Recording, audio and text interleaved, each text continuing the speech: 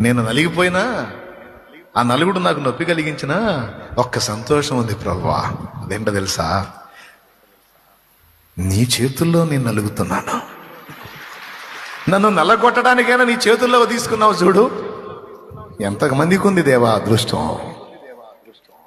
నన్ను నల్లగొట్టడానికైనా నీ చేతుల్లో తీసుకున్నావు చూడు. ఎంతమందికి ఉంది దేవా ఈ భాగ్యం. లోకంలో అందరినీ అట్లా పట్టించుకున్నావా? నన్ను పట్టించుకున్నావు.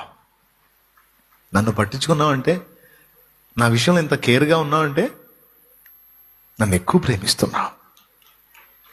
అందుకే నేను బాగుండాలని కోరుకుంటున్నా. అందుకే నాలో లోపాలు ఒప్పుకోవట్లను, తట్టుకోలేకపోతున్నావు. అందుకే నన్ను కొడుతున్నావు, నలుగొడుతున్నావు. ప్రాబ్లం లేదు, అదే నాకు ఇష్టం.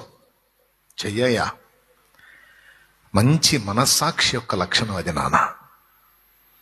తొందరపాటున దేవుణ్ణి తోలనాడి మాట్లాడటం, అపార్థం చేసుకోవటం, ప్రశ్నించటం, విమర్శించటం, వ్యతిరేకించటం, దూరం అయిపోవటం, సనగటం, గొనగటం, ఇది మంచి మనస్సాక్షి కాదు.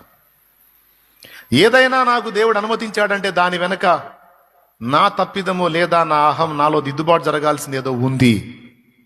నా పాపమో నా లోపమో ఏదో ఉంది. అనవసరంగా నా తండ్రి ఈ పరిస్థితి నాకు అనుమతించడు. నా బంగారు తండ్రి నన్ను ఎంతో ప్రేమించి నాకై ప్రాణం పెట్టిన తండ్రి. నేనంటే పిచ్చి ఆయనకి. అలాంటి ప్రేమ కలిగిన నా తండ్రి నన్ను అప్పజెప్పాడంటే ఊరకు అప్పజెప్తాడా? ఏదో నచ్చలా నాలో అవి వదలగొట్టడానికి, నన్ను సరిచేయటానికి, నా మేలు కోరి నన్ను ఈ బాధల్లో నలుపుతున్నాడు.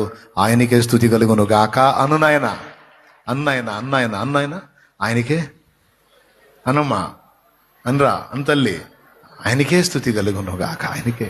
నా తండ్రిని నేను విమర్శించను, నా తండ్రిని నేను నిందించను. నా తండ్రి ఏ పరిస్థితి నాకు అనుమతించను. అందులో సంపూర్ణ న్యాయం,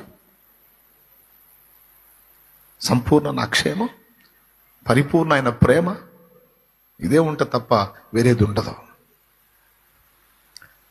గనుక నేను ఇక వాటిని గురించి కలత చెందను, వాటి గురించి నేను ఆలోచించను. నన్ను సరిచేయటానికి నాకు అనుమతించిన శ్రమలన్నీ నాలో నేను బ్యాలెన్స్ అయినప్పుడు ఆయనే తీసేస్తాడు. మూడుబారిన జీవితాన్ని మళ్ళా చిగురింపు చేస్తాడు. ఎండిపోయిన దాన్ని పచ్చగా వచ్చేటట్టు చేస్తాడు. ఎడారులను జీవజల నదులుగా మార్చగలుగుతాడు. నా దేవునికి సమస్తము సాధ్యమే. తిరిగి చూసుకుంటే నేను కోల్పోయింది ఏది ఉండదు. ఎదురైన ప్రతికూలతలన్నీ కూడా నాకు ఆశీర్వాదాలుగానే మారి ఉంటాయి.